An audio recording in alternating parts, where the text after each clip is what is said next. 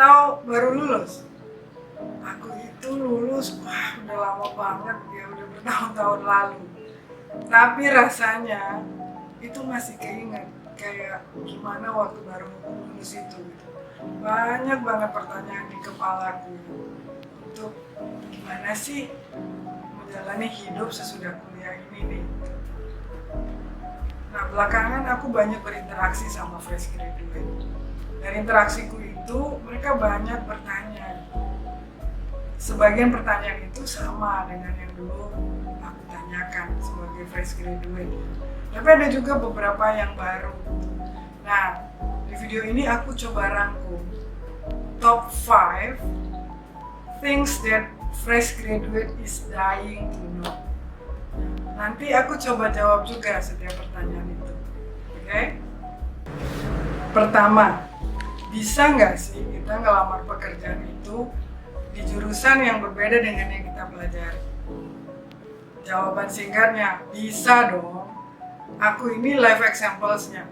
Jadi contoh hidupnya. Aku kan S1-nya itu di teknik penerbangan. Jadi lulusnya itu sebagai engineers. Nah, aku melamar kerja itu di perusahaan distribusi farmasi. Terima dong aku untuk posisinya waktu itu adalah Operations Development Staff. Jadi mempelajari bisnis operations di perusahaan itu dan kemudian mengusulkan proses-proses harus diperbaiki seperti apa sih sehingga prosesnya itu menjadi lebih baik, lebih excellence gitu ya. Itu jadi S1 ku jauh ya antara aku bekerja sama jurusan yang sebelumnya aku. Rupanya aku nggak kapok nih gitu ya. S2-nya itu aku ngambil Defense Management. Jadi belajar manajemen yang kemudian aplikasinya di defense sector. Jadi belajarnya itu ya tentang defense strategy, tentang menganalisis sebuah perang, misalnya perang di Malvinas dulu itu ya, atau perang di Vietnam gitu ya. Atau juga belajar tentang conflict resolutions di Aceh waktu itu misalnya gitu ya, atau belajar defense capability. Ya seperti itulah ya belajarnya. Nah, waktu aku lulus itu pekerjaan pertamaku pas setelah aku lulus itu di investment company untuk posisi di HR. Gitu. Jadi, again, aku membuktikan 2 kali ya jurusan yang kita pelajari itu tidak harus selalu sama dengan pekerjaan yang kita lamar gitu. Nah, kuncinya itu adalah nanti di CV, gimana kamu harus bisa menunjukkan skills dan ilmu yang kamu punya itu bisa juga diterapkan di perusahaan atau posisi yang kamu lamar itu. Gimana konkretnya? Nanti ya aku bisa cerita lebih detail di video selanjutnya. 2. Gimana sih kita tahu bahwa posisi yang kita lamar itu sesuai nih dengan bekal yang kita punya? Jadi gini, kalau ada lowongan pekerjaan, ya, itu pasti dia sebutkan job description-nya atau tanggung jawab nanti yang harus dilaksanakan oleh orang yang menduduki posisi ini. Misalnya gitu ya disebutkan bahwa nanti tanggung jawabnya adalah untuk mempersiapkan data, mengolah data, menganalisisnya, kemudian menyajikannya dalam bentuk report, misalnya report sales gitu ya. Itu yang akan menjadi tanggung jawabnya. Disebutkan juga biasanya persyaratan-persyaratannya ya. Misalnya harus menguasai Excel levelnya advance. Nah, terus kamu lihat diri kamu gitu ya, apa yang kamu bisa, apa yang sudah pernah kamu lakukan. Misalnya, kamu pernah mengolah data dengan Excel sampai bisa bikin makro-makronya gitu. Terus kamu juga pernah bikin laporan yang menyajikan data gitu. Walaupun bukan data sales misalnya, tapi laporan dari data praktikum di laboratorium gitu. Nah, itu berarti kan kamu punya tuh gitu, kemampuan yang dibutuhkan. Jadi walaupun mungkin kamu tidak 100% menguasai semua yang ada di job description di lowongan itu, nggak apa-apa, kamu udah punya sebagiannya, ya, kamu lamar aja, nggak masalah. 3, gimana sih caranya tahu bahwa lowongan yang akan kita lamar itu resmi dari perusahaannya, jadi bukan penipuan. Nah, ini bener banget ya, fresh graduate harus tahu itu lowongan bener atau penipuan. Karena serem banget kalau terjebak dalam penipuan ya. Aku pernah tahu langsung nih pengalaman fresh graduate saudaraku yang terjebak dalam penipuan ini. Jadi, suatu siang dia telepon aku. Dia bilang dia ada di lokasi tempat seleksi lowongan kerja dan itu penipuan. Dia dimintai uang 1 juta. Jadi saat interview berlangsung, dia dimintai uang 1 juta. Protes dong dia nggak mau. Itu dipanggilin dong security, masuk ke ruangan itu. Dan katanya tuh security-nya serem banget. Akhirnya dia bilang, saya nggak punya 1 juta, di dompet saya ada 200.000. Dia kasih aja 200.000 dan orang itu mau.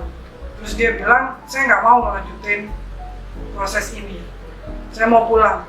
Dia pulang, begitu keluar dari pagar lokasi itu, lalu dia telepon saya itu. Nah, dia bilang dia kesel nih, uang 200.000 dia hilang, gitu kan. Dia mau ambil balik lagi. Saya bilang, keselamatan kamu itu lebih penting. Sudahlah, relakan aja 200.000 itu, anggap sebagai ongkos pembelajaran. Nah, serem banget kan? Dan sekarang itu makin marak penipuan.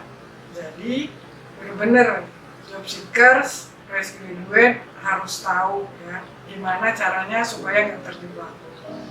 Menurutku ada 3 yang kamu bisa lakukan. Pertama, kamu googling itu alamat sama nama perusahaannya. Cek ada nggak itu alamatnya dan nama perusahaannya. Scrolling terus ya, baca sebanyak-banyaknya. Biasanya kalau itu penipuan ada aja sih job seeker yang ceritain. Yang kedua, coba kamu ke websitenya perusahaan itu, lihat di bagian karir. Di situ ada nggak lowongan kerjanya. Kalau nggak ada di sana, kamu harus waspada. Bisa saja itu penipuan. Nah, yang ketiga, itu kamu lihat alamat email dari orang yang mengundang kamu untuk interview. Kalau alamat emailnya itu free email, jadi kayak gmail.com, yahoo.com gitu ya, itu hampir pasti penipuan. Karena biasanya yang dari perusahaan itu dia akan pakai alamat email perusahaannya. Nah, ciri lainnya biasanya nih kalau penipuan, yang undang interview itu ngasih waktunya pendek banget. Jadi kamu dapat undangannya, kemudian dalam beberapa jam kamu sudah harus ada di kantor tersebut gitu. Nah, kalau memang kamu ngalamin kayak gitu, kamu waspada. Karena kalau yang benar ya, perusahaan itu akan kasih waktu kok kamu untuk bersiap diri. 1 hari, 2 hari gitu ya, untuk kamu datang dan interview. Jadi itu yang harus kamu lakukan ya, setiap kali kamu melihat lowongan pekerjaan atau kamu mendapat undangan interview. Terus pengalaman organisasi itu ngaruh nggak sih? Pengalaman organisasi itu akan ngaruh kalau kamu berkontribusi ya di organisasi itu, mengambil peran di sana. Jadi perusahaan itu tidak akan melihat jumlah atau banyaknya organisasi yang kamu ikuti, gitu. Tapi perusahaan akan melihat, oke, di organisasi itu kamu mengambil peran apa? Misalnya menjadi ketua atau menjadi seksi publikasi, gitu ya, yang terlibat dalam penyelenggaraan suatu event. Nah, perusahaan akan melihat skills, knowledge, kemudian attitude ya, yang kamu perlihatkan melalui partisipasi kamu dalam acara tersebut. Itu baru akan ngaruh. Jadi pastikan ya, kalau kamu ikut organisasi, itu kamu take a role, berperan aktif di sana, sehingga skills, knowledge, attitude kamu itu kelihatan. Yang ketiga soal internship. Sama, di internship itu yang dilihat oleh perusahaan adalah skills kamu apa yang didapat dari itu, ya. Kemudian knowledge-nya, kemudian attitude atau behaviors-nya gitu. Apakah kamu belajar bagaimana berkolaborasi misalnya di situ, atau kamu belajar tentang value perusahaan itu gitu ya. Nah, itu yang akan dilihat oleh perusahaan. Jadi pastikan kalau kamu internship itu kamu belajar sesuatu, belajar knowledge yang baru, belajar skills yang baru, belajar tentang value perusahaan itu gitu ya. Itu sih baru akan ngaruh. 5. Persiapan untuk soon to be fresh graduate apa sih? Tergantung, habis lulus kamu mau ngapain? Apakah mau cari kerja? Apakah mau melanjutkan sekolah ke jenjang yang lebih tinggi? Atau mau mulai usaha? Nah, itu persiapannya beda-beda tuh. Karena aku profesional ya, yang bekerja di perusahaan, jadi aku akan sharing jawaban yang untuk persiapan mencari kerja, gitu ya. Menurutku minimal lakukan 4 hal ini. Ya. Pertama, buat CV. CV untuk mencari kerja itu adalah peluru utamanya. Jadi cari tahu sebanyak-banyaknya informasi bagaimana membuat CV. Banyak tuh, bisa di YouTube ya kan, bisa artikel-artikel tuh, linknya banyak gitu ya, bisa dari buku, bisa juga yang penting itu dari orang yang berpengalaman dalam perekrutan, bisa HR, bisa juga yang manajer yang pernah merekrut timnya, minta input dari mereka ya. Jadi itu satu CV. Yang kedua, persiapan interview, karena nanti udah dapat CV-nya ya masuk, kemudian dapat interview, lah belum siap gitu ya interview.